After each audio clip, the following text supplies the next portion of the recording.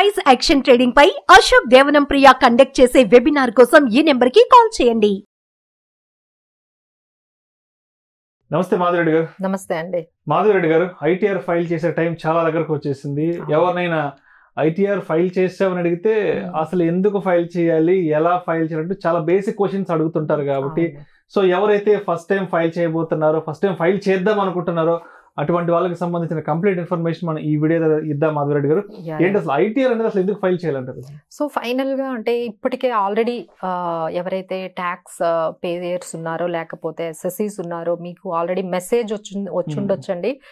Direct గా మీకు via SMS ద్వారా కానీ లేకపోతే మీకు మెయిల్ ద్వారా కానీ ఇన్కమ్ ట్యాక్స్ డిపార్ట్మెంట్ వాళ్ళు ఆల్రెడీ మీకు జూలై 31 లోపు మీరు అందరూ కూడా ఫైల్ చేయండి ఫర్ ద అసెస్మెంట్ ఇయర్ 24-25 కి, ఫర్ ద ఫైనాన్షియల్ ఇయర్ 23-24 కి సంబంధించిన ఏదైతే ఇన్కమ్ ఉంటుందో, ఏదైతే మీరు సంపాదించారో డిఫరెంట్ సోర్సెస్ ద్వారా, అంటే 23-24 అంటే మార్చ్ 1-4 అంటే 1-4 అంటే April 1, 2023 నుంచి 31/3/2024 వరకు ఏవైతే ఇన్కమ్స్ మీరు ఎర్న్ చేశారో ఆ ఇన్కమ్స్ అన్నిటికీ కూడా మనము ఈ అసెస్మెంట్ ఇయర్ లో ఫైల్ చేసి, that is the dead line అండి. 31 జూలై లోపు మీకు చేయాలి అనేది మీకు ఆల్రెడీ ఎస్ఎంఎస్ రావచ్చు. సో ఇంకా ఫర్ మోర్ ఇన్ఫర్మేషన్ www.incometax.gov.in అనేది చాలా ఇంపార్టెంట్ వెబ్సైట్ అండి. అక్కడికి వెళ్ళి మీరు ఒక లాగిన్ అనేది క్రియేట్ చేసుకోవాలండి. ప్రతి ఒక్కరు కూడా అక్కడ మన ఆధార్ తర్వాత ఓటీపీతో మనకి మన పాన్ కార్డు ఆధార్ గాని ఉన్నట్లయితే ఆ రెండింటిని లింక్ చేసుకోవడం అనేది చాలా ఇంపార్టెంట్ అండి. పాన్ ఆధార్ రెండు లింక్ చేసుకొని మీరు ఈ వెబ్సైట్ కి వెళ్ళి మనకు ఒక లాగిన్ క్రెడెన్షియల్స్ అనేవి క్రియేట్ చేసుకోవడం చాలా అవసరం అండి. ఆ తర్వాత మీకు ఇంకా ఈ ఇన్ఫర్మేషన్ కూడా వస్తుంది. మీరు ఏఐఎస్ అంటే ఇన్ఫర్మేషన్ ఇంకా మీ దగ్గర ఆల్రెడీ మేము క్యాప్చర్ చేసిన, అంటే ఇన్కమ్ ట్యాక్స్ డిపార్ట్మెంట్ మీ పాన్ ద్వారా జరిగిన అన్ని ట్రాన్సాక్షన్స్ ఆల్రెడీ మేము క్యాప్చర్ చేసాము, మీరు వెళ్ళి చూసుకోండి అంటున్నారు. బట్ అవి కూడా చూసుకోవట్లేదు ఎవరు. So everyone has to go and check the website. అక్కడ మీ లాగిన్ ఐడి కానీ మనం ఇచ్చినట్లయితే, క్రియేట్ చేసుకొని ఇచ్చినట్లయితే అక్కడ ఆల్రెడీ మీ ట్రాన్సాక్షన్ సంబంధించిన ఇన్ఫర్మేషన్ అంతా వాళ్ళు క్యాప్చర్ చేసింది ఉంటుందండి. సో అది మీరు చూసుకోకపోతే అది చాలా ఇంపార్టెంట్ అండి. ఎందుకంటే దాన్ని బట్టే మీరు వాళ్ళు ఏ ఇన్కమ్ చూపిస్తున్నారు, ఏ ఇన్కమ్ చూపించట్లేదు అనేది మనకు తెలుస్తుంది. బట్ ఆల్రెడీ వాళ్ళకి తెలుసు మీ జరిగిన ట్రాన్సాక్షన్స్ అన్ని. ఒకసారి మీరు దాంతో కూడా కంపేర్ చేసుకోండి. ఓకే, మనం చేసిన ట్రాన్సాక్షన్స్ అన్ని గవర్నమెంట్ దగ్గర ఉన్న ఇన్ఫర్మేషన్ ఏంటి మన గురించి, మన ట్రాన్సాక్షన్స్ గురించి, వాళ్ళకి ఆల్రెడీ మన ట్రాక్ రికార్డు వాళ్ళ దగ్గర ఉంది అనే విషయం మీ అందరికీ తెలియాలండి. వాళ్ళు ఆల్రెడీ అన్ని క్యాప్చర్ చేసి పెట్టారు. సో మీరు చూపించారా లేదా, వాళ్ళు చెప్పిన ఆ ట్రాన్సాక్షన్స్ అన్ని కూడా మీరు చూపించారా లేదా అనేది ఒక్కసారి అయితే ఖచ్చితంగా మీరు చెక్ చేసుకోవాలి. దీనికి సంబంధించి మీకు ఎస్ఎంఎస్లు, ఈమెయిల్స్ అయితే ఇన్కమ్ ట్యాక్స్ డిపార్ట్మెంట్ నుంచి ఆల్రెడీ మీకు వచ్చే ఉంటాయండి. సో నెక్స్ట్ వన్, మేడం నాకు అంత అసలు ఇన్కమే లేదు, అసలు నేను ఎందుకు చేయాలి, మేము అసలు ఆ లిమిట్ లోనే లేను, ఆ లిమిట్ లో స్లాబ్ లో లేను, మాకు అసలు ఇన్కమే లేదు మేడం, అసలు మాకెందుకు ఇవన్నీ ఇన్కమ్ ట్యాక్స్ లు ఫైల్ చేయడము, ఇవన్నీ మాకెందుకు, ఈ నోటీసులు ఇవన్నీ మాకెందుకు చెప్తున్నారు అంటారండి. బట్ ఓన్లీ దానికోసం అనే కాదండి, నౌ డేస్ ఏంటంటే అది ఒక ఇన్కమ్ ప్రూఫ్. మీరు ఇన్కమ్ ట్యాక్స్ ఫైల్ చేశారు అంటే అది మీకు ఒక ఇన్కమ్ ప్రూఫ్ లాగా. అంటే మీరు ఎప్పుడైనా లోన్స్ కి వెళ్ళారు అనుకోండి, ఈజీగా అప్రూవల్ అయిపోతుంది. అంటే మీరు హోమ్ లోన్ కి వెళ్ళొచ్చు ఫ్యూచర్ లో, మన సోర్స్ ఆఫ్ ఇన్కమ్ అనేది అక్కడ కరెక్ట్ ప్రూఫ్ ఉంటుందండి. అదేమవుతుందంటే ఇప్పుడు సడన్ గా ఈ రోజు మీరు హోమ్ లోన్ కి వెళ్ళారు, లాస్ట్ 3 years తెమ్మంటే ఎక్కడి నుంచి తెస్తారు? మీరు మళ్ళీ 3 years ఐటీఆర్ తేవాలంటే 3 years ఆగాలి. మరి ఎవ్రీ ఇయర్ ఫైలింగ్ చేసిన లాస్ట్ 3 years ఐటీఆర్ ఫైలింగ్ తీసుకురమ్మన్నారు అనుకోండి, ఎక్కడి నుంచి తీసుకొస్తారు? So make it a habit. మీకు ఇన్కమ్ ఎంత తక్కువ ఉన్నా సరే లోన్స్ అప్రూవల్ తొందరగా అవ్వాలి, తక్కువ ఇంట్రెస్ట్ కి మనకి మంచి మంచి బ్యాంక్స్ నుంచి మనకి అంటే పిఎస్యు బ్యాంక్స్ నుంచి మీకు ఈజీగా అప్రూవల్స్, నాకు లోన్స్ కావాలి అంటే మీ ఐటీఆర్ ఫైలింగ్ అనేది ఒక ఇన్కమ్ ప్రూఫ్ గా పనికొస్తుందండి. ఈ రోజు పని చేయకపోవచ్చు, మేబీ ఫ్యూచర్ లో మీకు కావాలి, లాస్ట్ 3 years కావాలంటే ఎక్కడి నుంచి తీసుకొస్తారు? ఆల్రెడీ టైం అనేది అయిపోతుంది కాబట్టి మనం చేయలేము. ఇంకోటి ఏంటంటే మనకి ఎక్కడో దగ్గర టీడీఎస్లు అయితే కట్ అవుతూ ఉంటాయండి, వేరియస్ అంటే మీకు ఇంట్రెస్ట్ ద్వారా కానీ లేకపోతే మీకున్న శాలరీలు కానీ ఎక్కడో దగ్గర కొంత టీడీఎస్లు అనేవి కట్ అయిపోతాయి. మరి అవి రిఫండ్ ఎలా వస్తాయి?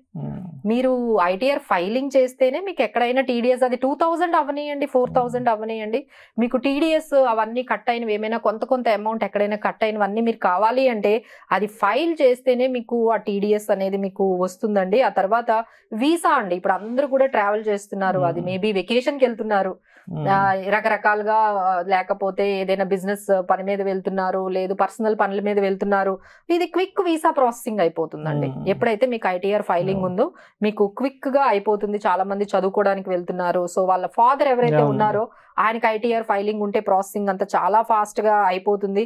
తర్వాత మీకు ఏమైనా అంటే మీకు ఇన్కమ్ లేదు కానీ లాస్లు ఉన్నాయి, మీకు క్యాపిటల్ లాసెస్ కొన్ని వచ్చాయి, మరి వాటిని ఎప్పుడైనా ఇన్కమ్ తో మీరు సెట్ ఆఫ్ చేసుకోవాలంటే ఆ ఇయర్ మీరు ఐటీఆర్ ఫైలింగ్ చేసుకుంటేనే మీరు మీకు వచ్చిన లాసెస్ ని క్యారీ ఫార్వర్డ్ చేసుకోగలుగుతారు.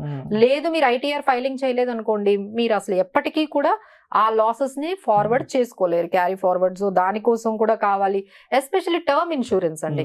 మా దగ్గర చాలా మంది కూడా మేడం నాకు 1 crore కావాలి, లేకపోతే టర్మ్ ఇన్సూరెన్స్ తీసుకోవాలి, 50 lakhs కావాలి, 2 crores కావాలి అంటున్నారు. బట్ అది ఎప్పుడు వస్తుంది, మీరు ఇన్కమ్ ప్రూఫ్ చూపించాలి. వాళ్ళు ఖచ్చితంగా 1 crore మీకు టర్మ్ పాలసీ కావాలి, లేకపోతే 80 lakhs టర్మ్ కావాలి పాలసీ అంటే వెంటనే మీరు ఐటీఆర్ ఫైలింగ్ అడుగుతున్నారు.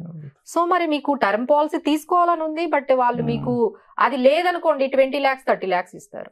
అదే మీకంటూ ఒక ఇన్కమ్ ప్రూఫ్, ఒక ఐటీఆర్ ఫైలింగ్ ఉంటే మీకు ఎక్కువ టర్మ్ పాలసీ తీసుకునే అవకాశం ఉంటుందండి. అలానే మీరు బిజినెస్ ఏదైనా స్టార్ట్ చేశారు, మీకు ఏదో ఫండింగ్ కావాలి, ఏదో ఫండ్ అనేది మీరు తెచ్చుకోవాలి, ఎక్కడి నుంచి అయినా తెచ్చుకోవాలి, మరి ప్రూఫ్ లేకుండా ఎట్లా? సో ఇలా ఐటీఆర్ ఫైలింగ్ చూపించారనుకోండి, ఇప్పుడు గవర్నమెంట్ చాలా స్కీమ్స్ ఇస్తుంది, చాలా ఫండ్స్ బిజినెస్ కోసం ఇస్తున్నారు, రకరకాల స్కీములు కూడా వస్తున్నాయి.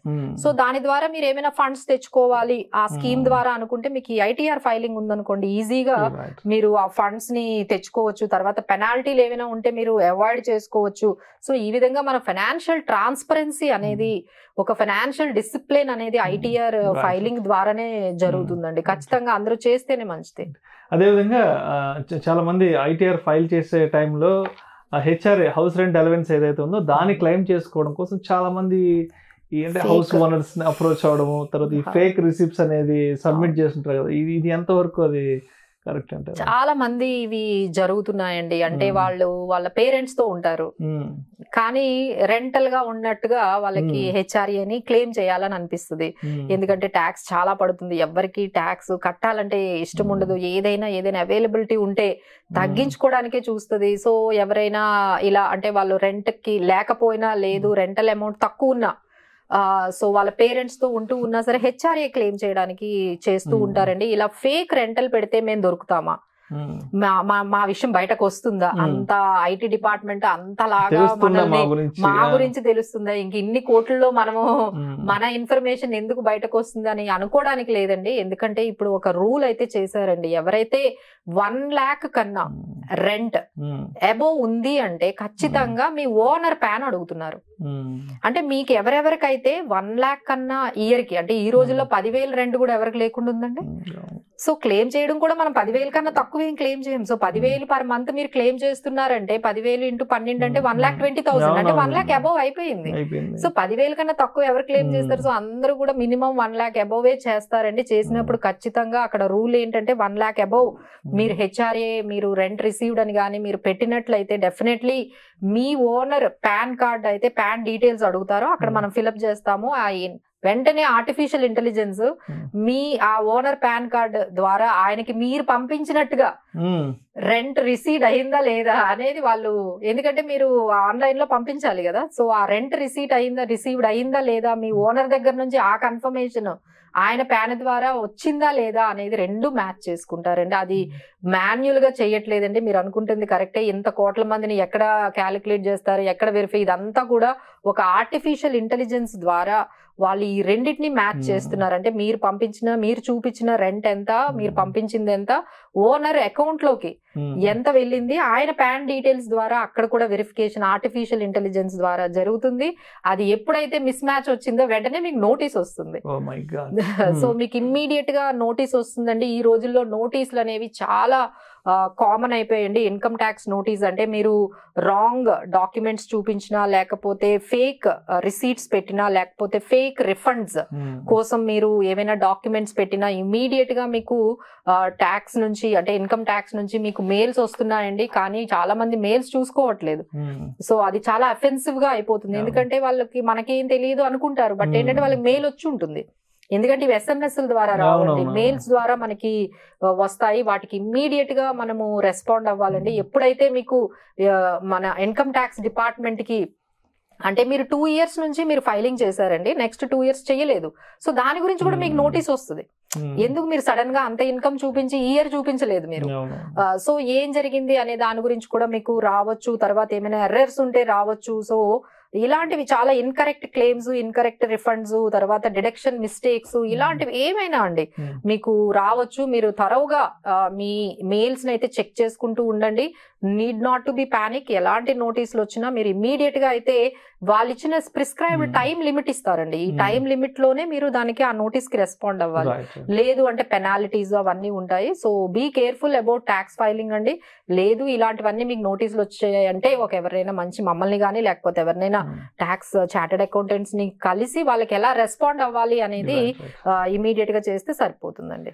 అండ్ అదే విధంగా చాలా మందికి ఇన్కమ్ ట్యాక్స్ డిపార్ట్మెంట్ నుంచి నోటీసులు వస్తుంటాయి కాబట్టి నోటీసులు వచ్చినప్పుడు దాన్ని స్కిప్ చేయకుండా, అవాయిడ్ చేయకుండా రైట్ టైంలో ఏ విధంగా రెస్పాండ్ అవ్వాలి అసలు? అదేనండి, దాన్ని ఏంటంటే మనం వెంటనే త్వరగా చెక్ చేసుకోవాలి. చాలా మంది ఏంటంటే వాళ్ళకి నోటీస్ వచ్చిన విషయమే తెలియదు. సో వాళ్ళు ఎలా రెస్పాండ్ అవుతారు? సో వచ్చినా సరే అంటే మనకు స్పామ్ లోకి వెళ్ళిపోవడమో, లేకపోతే చాలా మెయిల్స్ లో అది మనం చెక్ చేసుకోకుండా అది ఎప్పటికో వెళ్ళిపోయి మనం రీసెంట్ మెయిల్స్ లో కనిపించకపోవడం, ఇలాంటివి జరుగుతూ ఉంటాయండి. సో మీరు మెయిల్స్ లో అది వచ్చిన వెంటనే పానిక్ అవ్వకుండా దాన్ని ఇమీడియట్ గా అసలు దాన్ని అంటే వాళ్ళ ఆ లా లాంగ్వేజ్ కూడా చాలా డిఫికల్ట్ గా ఉంటదండి. Common person can not understand ఆ పర్టికులర్ వాళ్ళు దేని గురించి వాళ్ళు మెయిల్ పంపించారు, అది మేబీ అది ఇన్కరెక్ట్ ఇన్ఫర్మేషన్ గురించి పంపించవచ్చు. డాక్యుమెంటేషన్ వెరిఫికేషన్ అంటే మీరు ఏవైతే వాళ్ళు ప్రూఫ్స్ పెట్టారో వాళ్ళకి కొంచెం డౌట్ గా అనిపించి వాళ్ళు ఏంటంటే వెరిఫికేషన్, మళ్ళీ మీ డాక్యుమెంట్ వెరిఫికేషన్, మీ ఒరిజినల్ అన్ని కూడా మాకు సబ్మిట్ చేయండి. అంటే మీరు ఏదో ఏటీసీ పెట్టారు, ఏటీడీ పెట్టారు, ఇంకేవో సెక్షన్స్ కింద మీరు డిడక్షన్స్ పెట్టారు, దాన్ని మీరు అప్లోడ్ చేశారు. బట్ ఏంటంటే వాళ్ళకి ఇప్పుడు డౌట్ వచ్చింది, వాళ్ళు ఏంటంటే ఒరిజినల్ ఏదైతే మీరు పెట్టారో ఆ డాక్యుమెంట్స్ వెరిఫికేషన్ కి తీసుకురమ్మంటారు. సో ఇలాంటి నోటీసులు వచ్చినప్పుడు మనము అందుకనే మేము ఏమంటామంటే మీరు ఏవేమైతే మీరు ఫైలింగ్ టైంలో మీరు ఈ రిసీట్స్ కానీ డాక్యుమెంట్స్ కానీ స్టేట్మెంట్స్ పెడతారు అవన్నీ కూడా జాగ్రత్తగా ఉంచాలండి. ఎప్పుడైనా మనకి నోటీసులు వచ్చినప్పుడు ఈ రిసీట్స్ అన్ని అంటే మనకి ఏంటంటే అంత జాగ్రత్తగా ఉంచడం అలవాటు ఉండదు. వాటిని ఎక్కడో మనము స్టోర్ చేయకుండా ఉండడం, లేకపోతే ఏదో ఫైల్లో అలా మర్చిపోవడం ఉంటుందండి. సో ఏవేవైతే మీరు ఐటీకి సంబంధించినవన్నీ కూడా ఒక ఫైల్ అనేది ఒకటి మెయింటైన్ చేసి అందులో డాక్యుమెంట్స్ అన్ని ఒక 3-4 years మనం మెయింటైన్ చేస్తే ఎప్పుడైనా మీకు అలాంటి నోటీసులు వచ్చినప్పుడు మనం ఈ డాక్యుమెంట్ వెరిఫికేషన్ అయినప్పుడు మీకు ఈజీగా అయిపోతుందండి. So don't take it light గా అయితే తీసుకోకూడదండి. We have to respond on time on any kind of notice which is coming from income tax department. So ఈ మధ్య మాకు చాలా ఎంక్వైరీస్ వస్తున్నాయండి. ఎస్పెషల్లీ మేము ఒక బిల్డింగ్ కానీ లేకపోతే ఒక ప్రాపర్టీని మేము సేల్ చేసాము, ఇప్పుడు దాని మీద క్యాపిటల్ గెయిన్స్ వచ్చాయి, దాన్ని ఎలా మనం రెడ్యూస్ చేసుకోవచ్చు, అసలు దీని మీద ఎంత ట్యాక్స్ పడుతుంది, అలానే మా దగ్గర కొన్ని షేర్స్ ఉన్నాయి, ఇప్పుడు అందరి దగ్గర shares mutual funds profit book చేస్తున్నారు, క్యాపిటల్ గెయిన్స్ చాలా వరకు వస్తున్నాయి, అందరికీ మంచి గెయిన్స్ వస్తున్నాయి. సో వీటి మీద ట్యాక్స్ మనం ఎంత కట్టాలి, అసలు దీన్ని ట్యాక్స్ అవాయిడ్ చేసుకోవడానికి లేకపోతే ట్యాక్స్ తగ్గించుకోవడానికి ఎటువంటి మనకి అవకాశాలు ఉన్నాయని అడుగుతున్నారండి. ఫస్ట్ మనము ఈ ఈక్విటీ మ్యూచువల్ ఫండ్స్ అండ్ తర్వాత ఈక్విటీ షేర్స్ గురించి మాట్లాడదామండి. సో ఇందులో మనకి హోల్డింగ్ పీరియడ్ అబౌవ్ 1 year ఉంటే long term, above below 1 year holding period ఉంటే మనం షార్ట్ టర్మ్ అంటాం. షార్ట్ టర్మ్లో అయితే తప్పించుకోవడానికి ఏమీ లేదండి. మీరు బిలో 1 yearలోనే మీకు గెయిన్స్ వచ్చాయంటే మీరు 1 yearలోనే బై చేసి సెల్ చేసేసారంటే తప్పించుకోవడానికి ఏం లేదండి. ఆల్మోస్ట్ 15% మనము ట్యాక్స్ అయితే ఆ గెయిన్స్ మీద పే చేసేయాల్సి ఉంటుంది. సో అందుకనే మేమందరం కూడా రికమెండ్ చేసేది ఏంటంటే 1 year వరకు హోల్డ్ చేయండి. సో దట్ మీరు ఏంటంటే ఎప్పుడైతే మీకు 1 year long term capital gain అనేది వచ్చిందో సో దాని మీద మీకు ఏంటంటే ఓన్లీ అప్ టు 1 lakh వరకు ఎటువంటి ట్యాక్స్ ఉండదండి. 1 lakh తర్వాత మీకు 10% మాత్రమే ట్యాక్స్ ఉంటుంది. సో ఇలాంటి బెనిఫిట్స్ అన్నీ కూడా మీరు 1 year ఈక్విటీ షేర్స్ కానీ ఈక్విటీ ఓరియంటెడ్ మ్యూచువల్ ఫండ్స్ కానీ హోల్డ్ చేస్తే వస్తుందండి. సో సరే ఇంత చేసినా మనకి లాంగ్ టర్మ్ క్యాపిటల్ గెయిన్ కూడా చాలా ఎక్కువగా వచ్చింది అంటే మీకు సెక్షన్ 54F ఉందండి. సో ఏదైతే గెయిన్ వచ్చిందో అంటే మీకు 50 lakhs ఇన్వెస్ట్ చేశారు, 1 crore మీకు 1 crore అమ్మేశారు, సో 50 lakh క్యాపిటల్ గెయిన్ వచ్చింది. 50 lakh మీద 10%, 1 lakh తర్వాత 10% పే చేయడం మీకు ఇష్టం లేదు అనుకుంటే మీరు ఇమీడియట్గా దాంతో ఒక 54F అనేది ఉంటుందండి. సో దాని ద్వారా మనం ఏదైనా ఒక అసెట్ని కూడా మనము రెసిడెన్షియల్ ప్రాపర్టీని కానీ బై చేసుకున్నట్లయితే మనం ఆ అమౌంట్తో, ఆ క్యాపిటల్ గెయిన్ అమౌంట్తో మీరు దాన్ని అవాయిడ్ చేసుకునే అవకాశం కూడా ఉంటుందండి. So when it comes to the properties, చాలామంది ఈ ప్రాపర్టీస్ గురించి కూడా అడుగుతున్నారు. సో ఈ ప్రాపర్టీస్ ఏంటంటే 2 years హోల్డింగ్ పీరియడ్ అండి. అంటే మీరు 2 years తర్వాత మీరు సెల్ చేస్తే, బై చేసి సెల్ చేస్తే మీకు దాన్ని లాంగ్ టర్మ్ క్యాపిటల్ గెయిన్ వచ్చిందంటారు. 2 years బిలోనే మీరు ఒక హౌస్ ప్రాపర్టీని కానీ ల్యాండ్ అండ్ బిల్డింగ్స్ కానీ కొని అమ్మేస్తే దాన్ని మనం షార్ట్ టర్మ్ అంటామండి. షార్ట్ టర్మ్లో అయితే ఆల్మోస్ట్ మీ స్లాబ్ రేట్ ప్రకారం ట్యాక్స్ కట్టాల్సి వస్తుంది. అంటే హైయెస్ట్ ట్యాక్స్, అంటే మీరు 30% ట్యాక్స్ బ్రాకెట్లో ఉంటే ఆ గెయిన్ మీద మీరు 30% పే చేయాల్సి ఉంటుంది if it is short term. But long term అంటే 2 years తర్వాత మీరు ఏదైనా ప్రాపర్టీని హోల్డ్ చేసి అమ్మినట్లయితే అది లాంగ్ టర్మ్కి వస్తుందండి. దానికి మనకి ఇండెక్సైజేషన్ బెనిఫిట్ ఉంటుంది.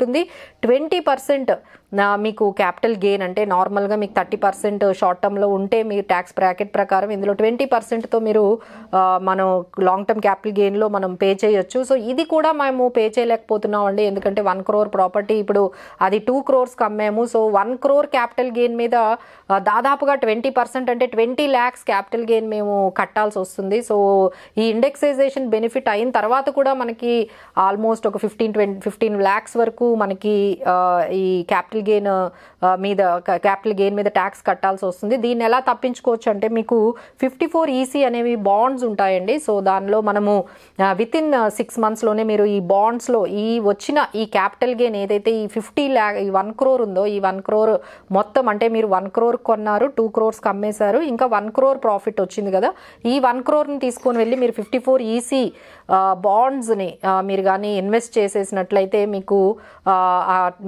5 years వరకు లాకిన్ పీరియడ్ ఉంటుందండి. 5.2% ఉంటుంది. అలా మీరు అవాయిడ్ చేసుకోవచ్చు. అలానే ఇంకొక ప్రాపర్టీలో కూడా మీరు కొన్నట్లయితే విత్ ఇన్ 2 yearsలో కొనాలి, లేదు అంటే 3 yearsలో కన్స్ట్రక్ట్ చేసినట్లయితే మీరు అక్కడ కూడా క్యాపిటల్ గెయిన్స్ని మీరు సేవ్ చేయగలుగుతారు. So there are many doubts అండి. Everyone client has different situation ఉంటుంది కాబట్టి మమ్మల్ని కానీ మీరు కాంటాక్ట్ చేసినట్లయితే మేము మొత్తం క్లారిటీ అనేది ఏది బెటర్గా ఉంటుంది, ప్రాపర్టీనే కొనాలి లేకపోతే బాండ్స్లో పెట్టాలి, అసలు ట్యాక్సే పే చేసేస్తే బెటర్గా ఉంటుందా అనేది మనకి person to person, situation to situation మారిపోతుందండి. So you can contact us for more details regarding this capital gains.